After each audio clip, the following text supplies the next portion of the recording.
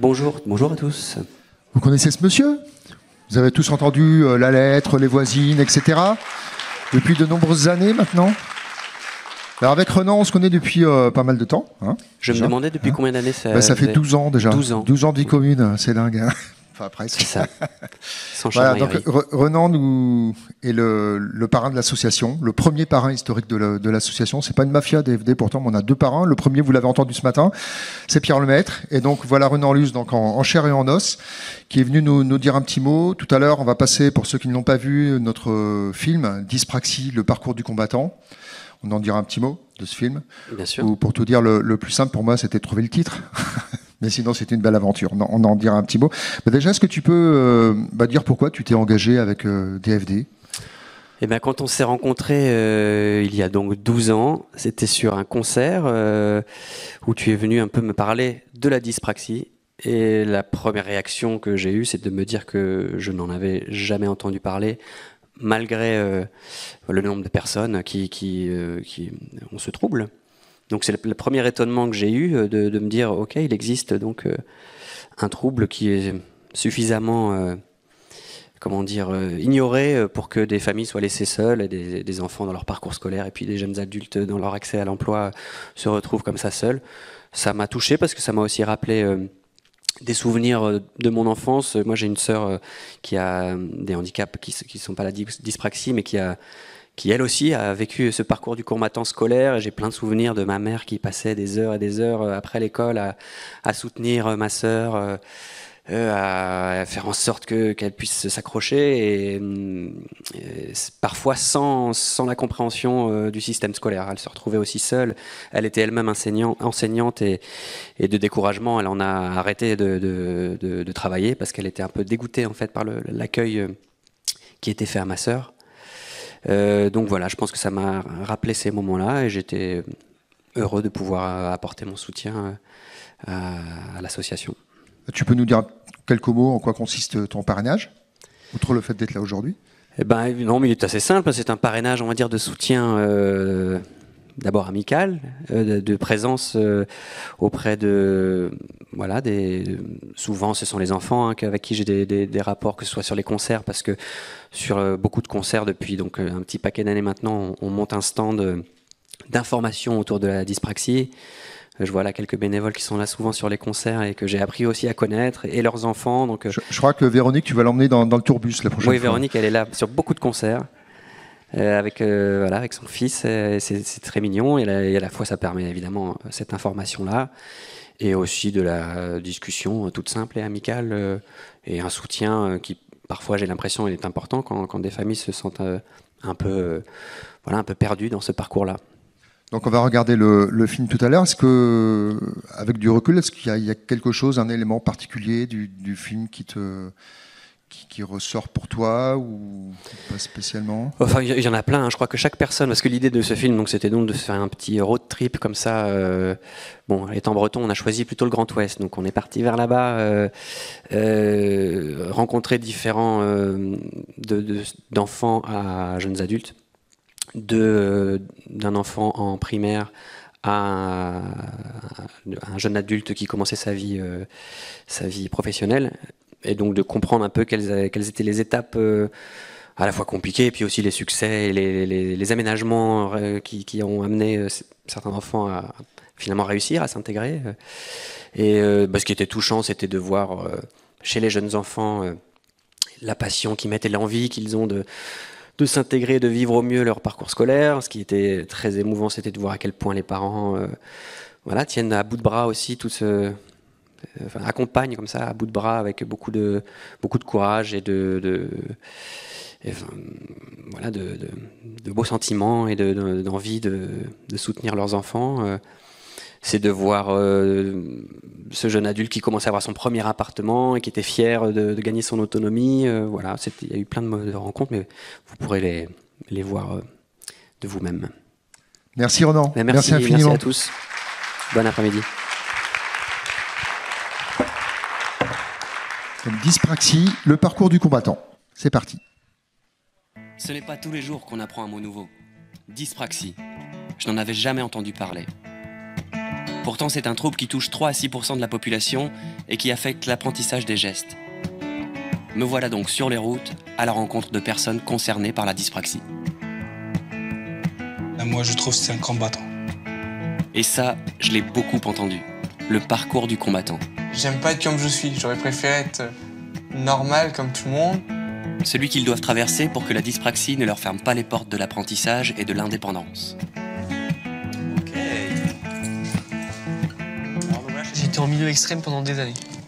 Et ce qui a été assez horrible, c'est que du coup, les gamins, ils savaient pas, donc ils pouvaient se moquer de moi librement. Et je me suis retrouvé face à des gens qui avaient terriblement besoin de parler.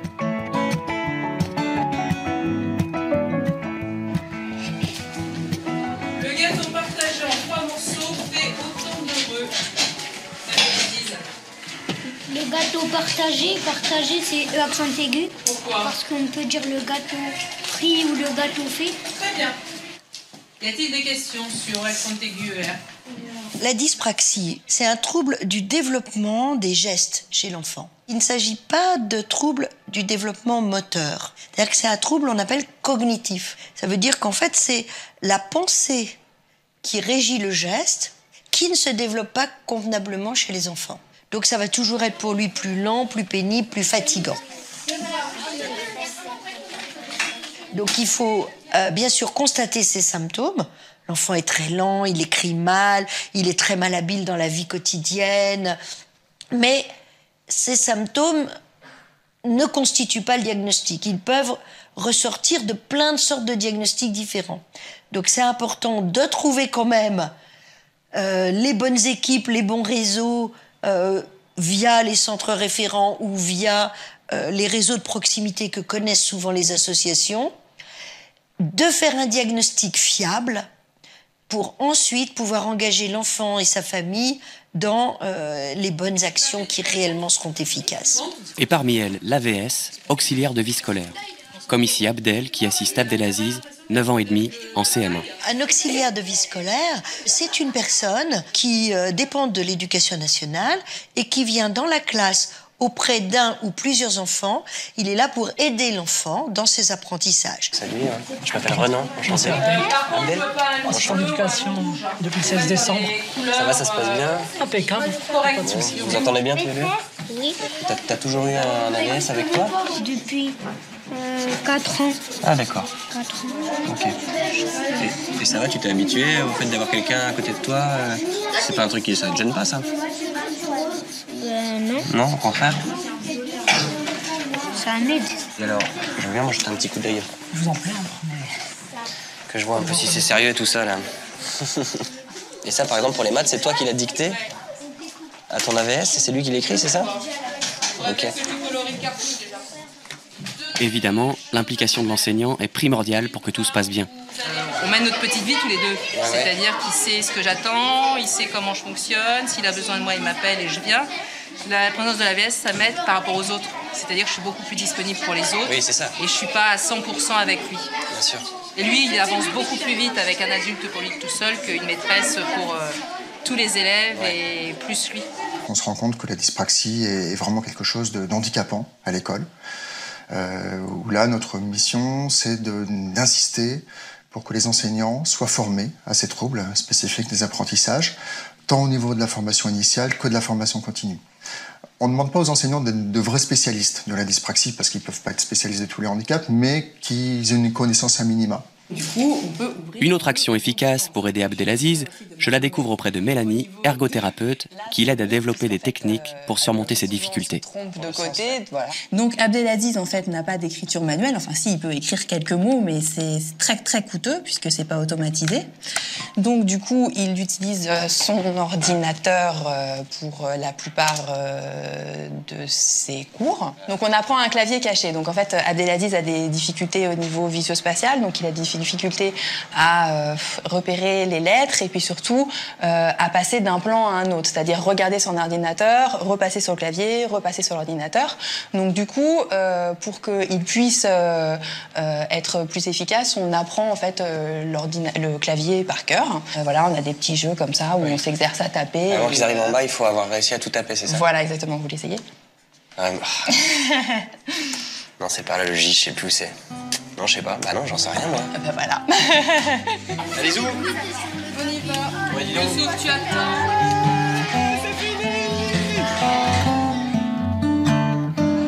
Fin de journée pour Abdelaziz. Des journées souvent épuisantes car la dyspraxie entraîne beaucoup de fatigue. Les gestes n'étant pas automatisés, faire 2 choses à la fois demande énormément d'efforts et s'avère très difficile, voire impossible. Surtout qu'en plus de l'école et de l'ergothérapeute, un enfant comme Abdelaziz suit tout un tas de rééducation tout au long de la semaine. Et est-ce qu'il y a quelque chose qui vous aide à organiser tout ça? C'est le service soins à domicile, le CESAD. Le CESAD. Exactement, c'est un merveilleux service. Ils s'occupent de tout. Donc, ils essayent d'être avec nous le maximum qu'ils peuvent. Ils font les soins à l'école. C'est des professionnels qui interviennent à l'école. Ils peuvent intervenir à la maison. C'est notre deuxième famille. Ah oui, à ce point-là. Carrément. Après Abdelaziz, je suis allé rencontrer Baptiste, 17 ans, histoire de comprendre comment se passe le quotidien d'un adolescent lycéen et dyspraxique. Je le retrouve en plein contrôle de maths, épreuve aménagée pour lui, seul dans une classe, avec son AVS et un ordinateur. Comment tu ressens la dyspraxie? Est-ce que précisément on peut réussir, juste par des mots, à se mettre un peu à ta place et à comprendre vraiment ton quotidien? C'est une très bonne question. Je crois que je vais pas pouvoir y répondre. Non, c'est pas possible. Que j'essaie de le cacher au maximum. Parce que, enfin, c'est pas que j'en ai honte, mais c'est que j'aime pas être comme je suis. J'aurais préféré être normal comme tout le monde, avoir quelque part la même chance que tout le monde, être tout seul en classe, prendre tout seul mes cours, pouvoir comme certains ne pas bosser et puis avoir des bonnes notes. Je crois que les sujets sont arrivés. Tadam. Je me suis senti différent par rapport aux autres, parce que les autres, ils avaient tous une feuille, un crayon, etc. Et qu'en fait, moi, j'avais un ordinateur. Et comme je disais, enfin, t'as le droit d'utiliser du papier, voilà, mais on n'arrivera pas à relire. Alors, étude de fonction, suite et algorithme. Depuis qu'il a 4 ou 5 ans, on se disait qu'il y avait quelque chose qui n'allait pas, qu'il n'évoluait pas comme les autres enfants. Tout le monde se rendait compte que ça n'allait pas. L'orthophoniste qui le suivait déjà nous disait « Ben oui, il est bien dyslexique, mais je vois pas, il y a autre chose derrière. » Disons qu'il avait trop de mal à former ses lettres, par exemple. La copie était quasiment impossible. Or, normalement, un enfant dyslexique forme ses lettres quand même correctement, même si les inverses et si c'est compliqué. Nous, on voyait bien qu'il avait plus de mal pour apprendre certaines choses, genre le vélo, genre l'autonomie, qu'il avait du retard par rapport à son âge. Et professionnellement, j'ai eu l'occasion en fait de rencontrer une orthoptiste qui pensait savoir ce qu'il avait quand je lui racontais ce qui se passait à la maison. Et elle m'a donc proposé de lui faire un bilan. Et là, le diagnostic pour elle était évident. On va pas trop l'embêter là. Mais là, ça va aller. Là, ouais. là maintenant, il va être cool. Hein. Ah, il est content que ce soit fini. Ah, c'est fini. Réussi ou pas, c'est fini, comme on dit. On a choisi de s'engager en fait auprès de l'association pour essayer d'éviter que d'autres familles aient les mêmes difficultés que nous au point de départ. Parce que pour nous, ça a été très dur. Il n'y a pas du tout la petite rébellion que peuvent avoir les adolescents. Encore une fois, ce qui revient, c'est le besoin de parler, d'échanger sur ce trouble que peu de gens connaissent et qui laisse parfois les familles seules face aux difficultés qu'elles rencontrent. Ce qu'il faut savoir, c'est que chaque famille vit un parcours du combattant, peut-être plus ou moins long. D'échanger avec les familles, c'est très très important pour une famille qui découvre la dyspraxie, de se dire je peux parler à des gens qui me comprennent, avec qui je vais pouvoir parler le même langage. Et puis on a des gens qui craquent complètement, tellement soulagés de trouver d'autres parents qui vont pouvoir les écouter. Donc c'est difficile pour les bénévoles parfois de répondre à des... Une détresse quand même. Oui, une vraie détresse, tout à fait. Et puis après, voilà, le moral remonte parce qu'on sait qu'on n'est pas tout seul, qu'il y a des choses qui sont possibles, et puis qu'on a des exemples de jeunes qui réussissent bien lorsqu'ils ont été bien accompagnés. Donc ça, c'est très encourageant aussi. Et c'est le cas de Baptiste. Ce qui frappe chez lui, c'est sa volonté, son calme, son caractère passionné et vivant, malgré le surplus d'efforts qu'il doit déployer. J'imagine que tu imagines déjà dans quelques années... J'espère avoir dans quelques années une autonomie totale. Mais tu en doutes ou pas en appart. Est-ce que des fois tu te dis ça me semble compliqué? Non. T'as la certitude que voilà, tu sais t'organiser. J'en ai 1 à 2 fois d'en douter, mais Maintenant, j'en doute plus trop, quoi. Maintenant, c'est surtout, je privilégie d'abord les études, et puis après, on verra pour l'autonomie, quoi. L'autonomie, justement. Je suis allé à la rencontre de Julien, 25 ans. Passage du permis, premier appartement, premier emploi sont les marches qu'il franchit aujourd'hui pour la gagner. Depuis quand t'as ton appart? 2 semaines. Ah oui, c'est vrai que c'est hyper récent. Ouais, gérer tous les papiers, tout ça, quoi. Tous les papiers. Ouais, c'est la galère un peu. Ouais, un peu, ouais. C'est un peu le stress, quoi. Comment ça s'est passé pour avoir le permis? C'était un truc qui te paraissait inaccessible? Ben ouais. En fait, j'ai commencé à 18 ans. Je l'ai passé 4 fois. Et je me suis dit, c'est la dernière fois que je passe mon permis, quoi. Et j'ai finalement réussi à l'avoir. Alors je me suis garé comme un pied. C'est-à-dire que, je sais pas si tu vois, il y a 2 lignes pour se garer, en fait. Ouais. Et en fait, je me suis garé à une ligne du milieu avec deux lignes à côté. Elle fait, bah, c'est bon? Bah, fait, ouais, c'est bon et tout. Je sors, je fais, oups. Puis on n'avait pas le droit de dire et tout. Mais j'ai su après que j'avais fait que cette erreur. Et je suis passé limite si je l'ai eu. Et donc je devais être à 180 heures de conduite en tout, quoi. Oui, donc tout ça après un parcours semé d'embûches pour quelqu'un dont la dyspraxie a été diagnostiquée très tard et qui n'a pas bénéficié d'adaptation pour l'aider. Souvent, les gens passent à travailler les mailles du filet, donc ça, c'est un vrai problème. Même quand il y a un diagnostic d'établi, on a un gros gâchis au niveau des commissions des droits et de l'autonomie, des maisons départementales des personnes handicapées, parce que parfois, les dossiers sont mal remplis. Et donc, il n'y a pas de reconnaissance de handicap. Donc, s'il n'y a pas de reconnaissance de handicap, il n'y a pas d'accompagnement, de prise en charge de CESAD, de prise en charge de rééducation. Ça, c'est un vrai problème.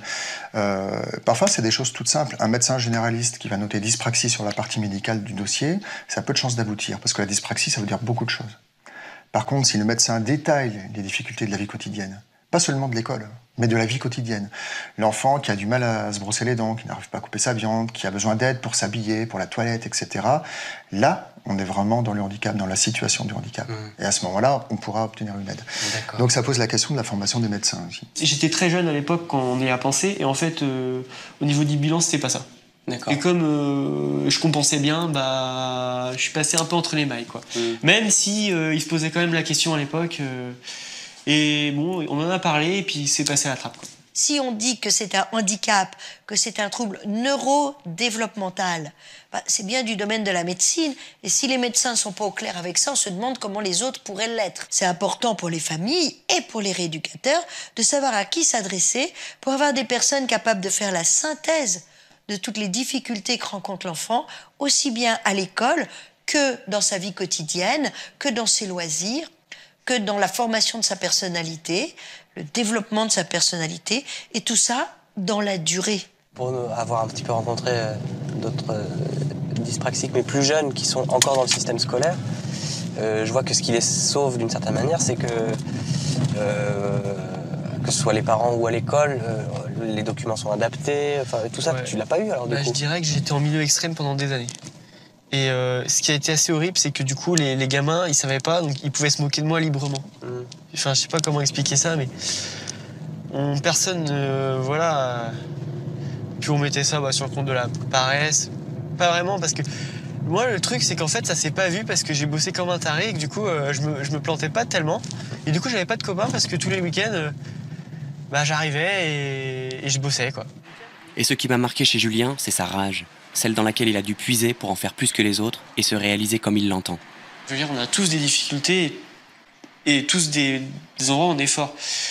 Et je pense que la problématique, ça va être trouvé pour le gamin dyspraxique l'endroit où il est fort. Il y est forcément. Et là, il pourra se valoriser. Bon, moi, ça a été le sport. Ça peut être autre chose, quoi.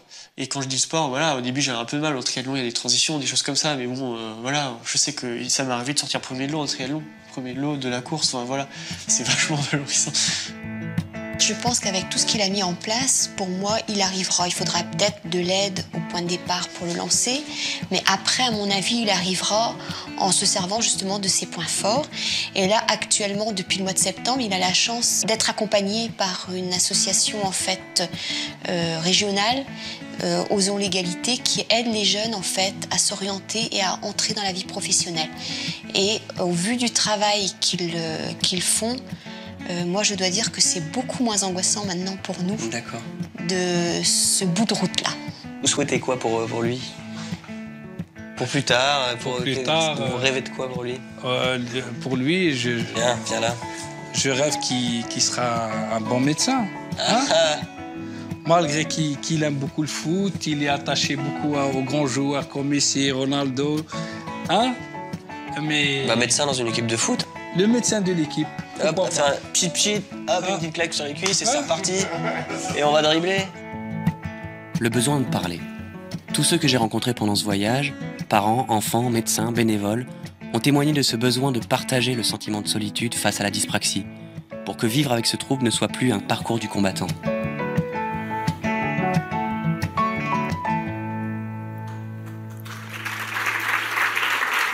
Merci Renan. Merci beaucoup. Vous l'avez vu peut-être dans le générique. Hein. Renan donc, a réalisé la voix off. Je crois que je t'avais fait changer une seule phrase simplement. Mais sinon, c'était très bien. Et puis la musique aussi quand même. Hein. Donc vraiment, immense merci.